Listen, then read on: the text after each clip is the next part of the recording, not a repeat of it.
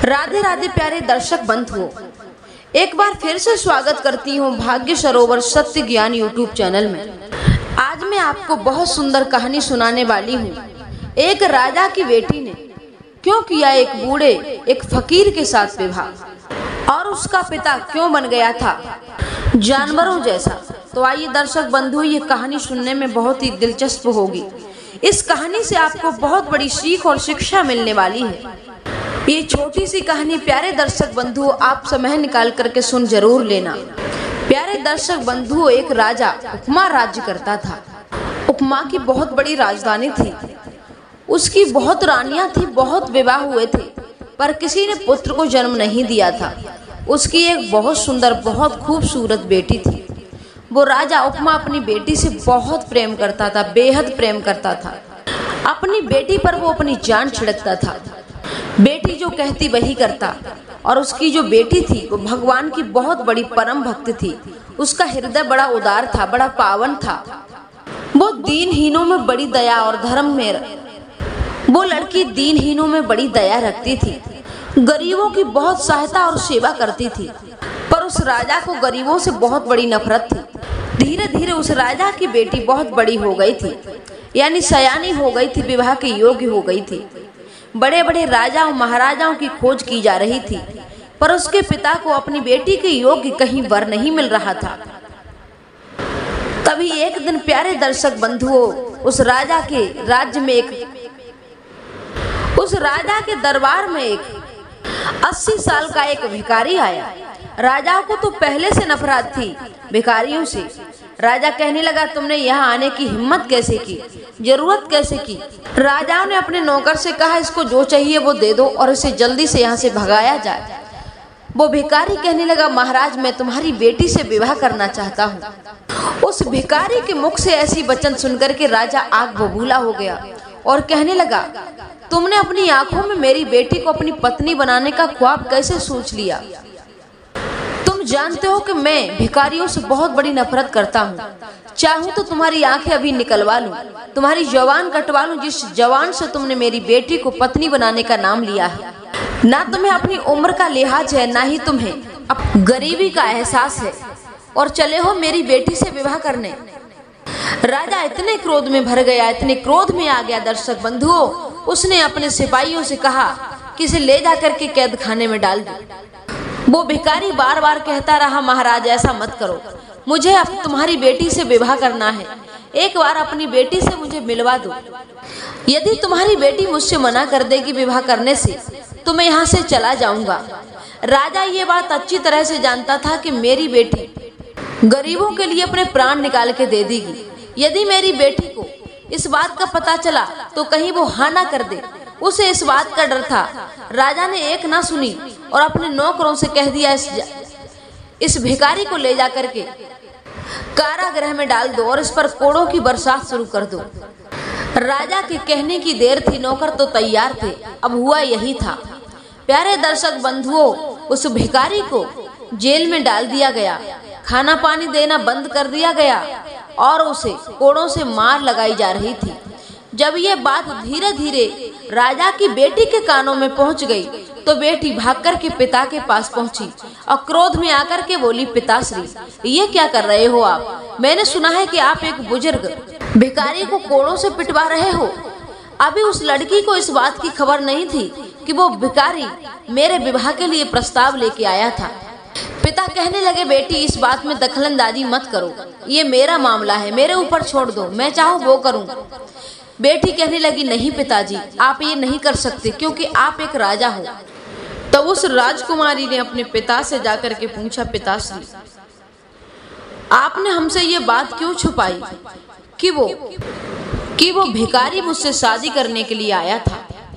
राजा कहने लगा, बेटी तुम्हारा विवाह किसी धूमधाम से किसी राजकुमार से होगा, तुम चुपचाप घर में जाओ, इसका फैसला मुझे है।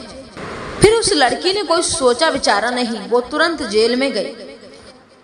वो तुरंत जेल के अंदर पहुंची। जेल के अंदर भिखारी को पीट रहे सिपाहियों से पहले तो उसने बंद करवाया और उससे जाकर के पूछा कि तुम मुझसे शादी करना चाहते हो। भिखारी ने कहा, हाँ, यदि तुम्हारी इच्छा हो तो मैं तुमसे विवाह करना चाहता हूँ। लड़की कहने लगी, कैसे, क्यों विवाह करना चाहते हो? वो आदमी कहने लगा, वो भिखारी कहने लगा, इसका जवाब तो मैं शादी होने के बाद तुम्हें दूंगा। फिर वो राजकुमारी राजा के पास आई और कहने लगी, पिताश्री, मैं विवाह करना चाहती हूँ। आपने मुझे लाड प्यार से पाला, बड़ा कर दिया। आप पिताश्री, मैं जिसके साथ विवाह करना चाहती हूँ, हंसी खुशी से मेरा विवाह उसी के साथ कर दो। मैं विवाह करूंगी तो इसी भिखारी के साथ करूंगी, वरना करूंगी ही नहीं। पिता ने समझाने की बहुत कोशिश की, पर वो लड़की ना समझी। गुस्से के मारे राजा ने क्रोध में भरकर के पूरे नगर में ऐलान कर दिया कि उसकी बेटी का विवाह एक भिखारी के साथ हो रहा है। नगर के लोगों ने सुना तो नगर के लोग भी हक्के बक्के रह गए। सोचने लगे, राजा की लड़की ने एक भिखारी के साथ, वो भी बूढ़ा 80 वर्ष का है, उसके साथ विवाह करने को कह कैसे दिया? इसका कारण क्या हो सकता है? बड़ी भारी भीड़ के सामने उस लड़की ने उस भिखारी से, 80 वर्ष के बुढ़े से, सबके सामने 7 फेरे लिए। विवाह के बंधन में फंसने के बाद राजा ने कहा, बेटी, अब मैं तुम्हें इस सुख से वंचित करता हूँ, तुम राजमहल में नहीं रह सकती। उस लड़की ने मुस्कुरा कर जवाब दिया, पिताश्री, मेरे पति जहाँ रहेंगे, जहाँ रखेंगे, मैं वही रहूंगी। मेरे पति। वो लड़की राजमहल का सुख वैभव ठुकरा करके उस बूढ़े पति के साथ, उस भिखारी के साथ जंगल में चली गई। उसकी एक टूटी फूटी झोपड़ी थी, वहां लाकर के उस भिखारी ने खड़ा कर दिया। कहा, अब ये सुख वैभव तुम्हारा कुछ नहीं रहा, मैं इसी में रहता हूँ और आपने फैसला किया है मेरे साथ विवाह करके, मेरी पत्नी बन करके, तो आपको मेरे साथ इसी झोपड़ी में जीवन गुजारना होगा। लड़की मुस्कुरा करके कहने लगी, हाँ, तो इसमें कौन सी बड़ी बात है, आप इसमें रह लेते हो तो मैं भी रह लूंगी। अरे, पत्नी का धर्म होता है, पति चाहे जिस अवस्था में हो, पत्नी को भी उसी अवस्था में रहना चाहिए, वही पत्नी पतिव्रता मानी जाती है। भिखारी कहने लगा, सोच लो। भिखारी कहने लगा, सोच लो, मैं तो भूखा प्यासा रहता हूँ, तुम्हें भी रहना पड़ेगा, क्या मंजूर है? पत्नी मुस्कुरा करके बोली, हाँ, मंजूर है। अब वो दोनों पति पत्नी, प्यारे दर्शक बंधु, भगवान की मर्जी समझकर उसी झोपड़ी में रात काटते हैं और सुबह उसका पति भिक्षा के लिए चला जाता है जंगल में, पर उसे किस्मतवश उस दिन कुछ नहीं मिला। दूसरा दिन हो गया, वो दोनों हंसी खुशी से फिर वो दिन भगवान की इच्छा समझकर काटते हैं। अब इस तरह से उनकी जिंदगी चलने लगी। प्यारे दर्शक बंधु, कहीं से कुछ मिल जाता तो वो खा लेते, नहीं मिलता तो खुश रह करके भगवान की इच्छा समझ करके वो दिन इसी तरह से काट लेते थे। एक दिन भिखारी लकड़ियां काटने के लिए जंगल में चला जाता है। उसके पीछे राजमहल से एक नौकर आता है और वो उस झोपड़ी के पास आके कहता है, राजकुमारी, मुझे तुम्हारे पिता ने भेजा है, अभी भी तुम चलो, तुम्हारे पिता माफ कर देंगे और इस भिखारी को इस शादी से वंचित कर देंगे। तुम्हारा विवाह किसी अच्छे घराने में, किसी अच्छे कुल खानदान में, किसी अच्छे राजकुमार से कर देंगे, तुम मेरे साथ चलो। वो राजकुमारी कहने लगी, पिताश्री, अपनी मर्यादा भूल गए हैं नौकर भैया, पर मैं नहीं भूली हूँ, मेरे तो यही पति है और मैं बहुत खुश हूँ। भगवान की जो इच्छा है मैं उसी में खुश हूँ, मुझे किसी बात का दुख नहीं है। मुझे पिताश्री के महलों में इतनी खुशी कभी नहीं मिली जितनी खुशी इस झोपड़ी में मिलती है, मुझे अपने पति के साथ मिलती है। जाओ, मेरे पिता से कह दो मैं किसी बात से दुखी नहीं हूँ। वो नौकर अपने साथ एक बहुत बड़ा चमकीला पत्थर लेके आया था। उस राजकुमारी के मना करने के कारण भी वो वहीं छोड़ गया। जब उसका पति लौट करके आया तो उस पत्थर को देखा तो पूछा, तो राजकुमारी ने साफ साफ शब्दों में अपनी सारी घटना बयां कर दी कि तुम्हारे ना होने पर राजमहल से एक नौकर आया था और इस तरह से कह रहा था, मेरे मना करने के बावजूद भी वो इस पत्थर को रख के चला गया है। पत्नी की इच्छा ना समझकर पति ने वो पत्थर वहां से फेंक दिया और वो पत्थर वहां से गायब हो गया। फिर वो भिखारी कहता है, देखो राजकुमारी, तुम महलों में पली बड़ी हो, मेरे साथ आपको न सोने को मिल पाता है, न सुख चैन की रोटी मिल पाती है, भूखी प्यासी रहती हो। आप चाहो तो अपना फैसला बदल सकती हो, मुझे कोई आपत्ति विपत्ति नहीं है। तुमने मेरे साथ विवाह करके मेरा मान सम्मान इतना ऊंचा कर दिया है कि मैं इस एहसान को आपको 7 जन्मों में भी नहीं पटा सकता। राजकुमारी मुस्कुरा करके पति की ओर देखती है और कहती है, मुझे नहीं मालूम कि आपके मन में क्या चल रहा है, पर मैंने तो इस जन्म के लिए नहीं 7 जन्मों के लिए आपसे बंधन बांधा है। और मैं बहुत खुश हूँ। आपके मन में जो फैसला हो वो आप कर सकते हो, मैं उस फैसले को स्वीकार करूंगी। इस तरह से प्यारे दर्शक बंधुओं, उसका पिता इस तरह से उनका जीवन कट रहा है और राजमहल में उसका पिता दिन रात इसी सोच में डूबा रहता है कि उस भिखारी ने मेरी पुत्री को मुझसे दूर कर दिया। मैं तो यही सोच रहा था कि मेरी पुत्री विवाह करके 1-2 दिन रहेगी, उसके बाद उसको ये सुख वैभव आराम नहीं मिलेगा तो भिखारी में लात मार करके आ जाएगी। पर मेरा पासा तो उल्टा पड़ गया। मेरी बेटी कहती है कि मैं बहुत खुश हूँ। फिर राजा ने सुंदर भोजन बनवाए, अपनी बेटी की इच्छा के अनुसार भोजन बनवाए और एक नौकर को भोजन ले जा करके भेजा। काली अंधियारी रात्रि हो चुकी थी। देखा कि एक नौकर अपने सिर पर एक थाल रखे चला रहा है और झोपड़ी के बाहर जाकर के आवाज लगा दी। तो वो लड़की निकल करके आई और कहा कि हम तुम्हारे यहाँ राजमहल से आए हैं, तुम्हारे पिता ने तुम्हारे लिए 56 प्रकार के भोजन भेजे हैं, तुम इन्हें खा लो।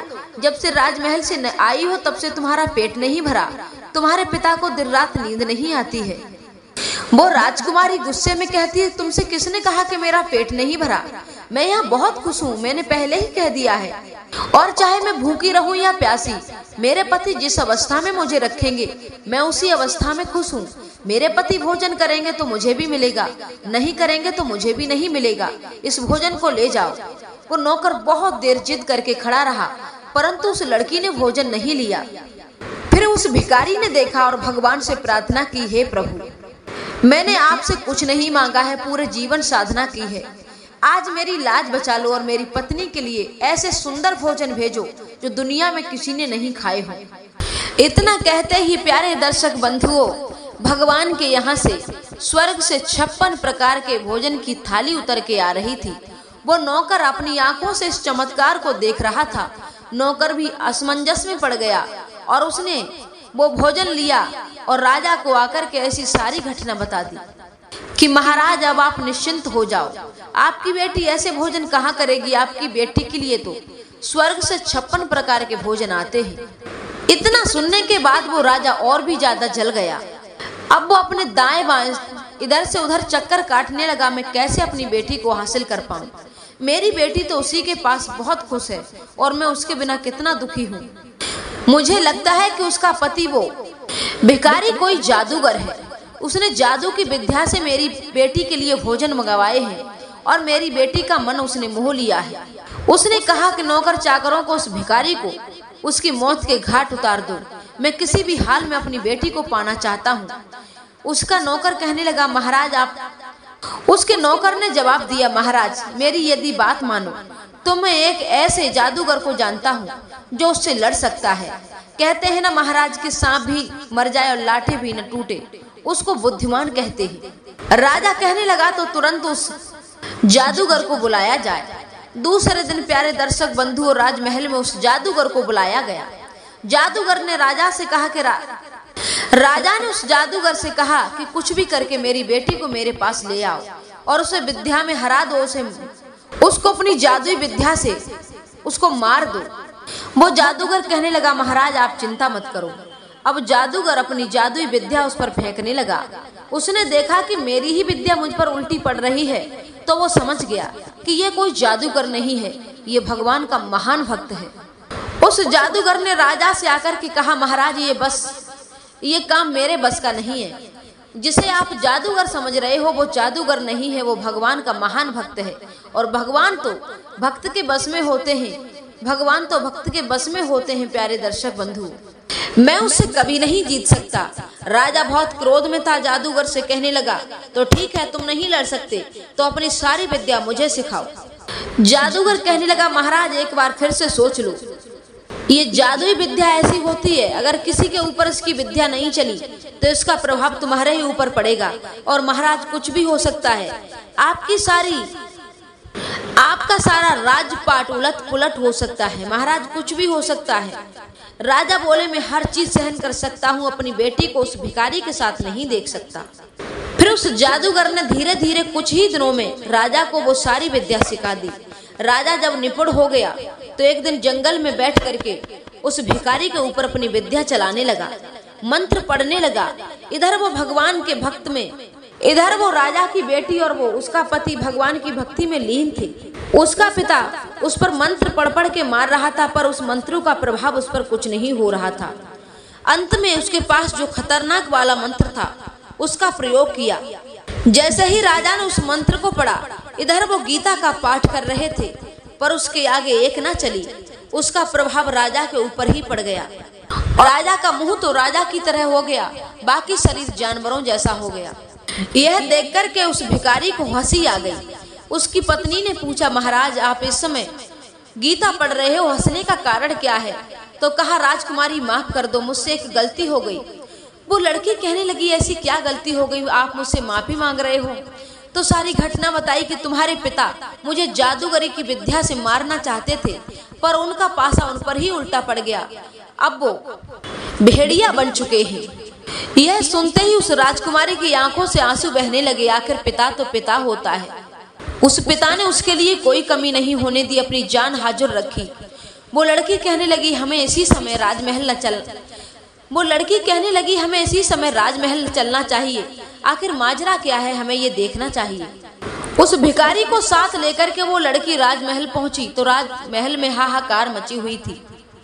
वो जादूगर कह रहा था, महाराज मैंने आपसे पहले ही कहा था कि विद्या का पासा अगर उल्टा पड़ गया तो कुछ भी हो सकता है महाराज। राजा भी जोर जोर से अपनी करनी पर रो रहा था।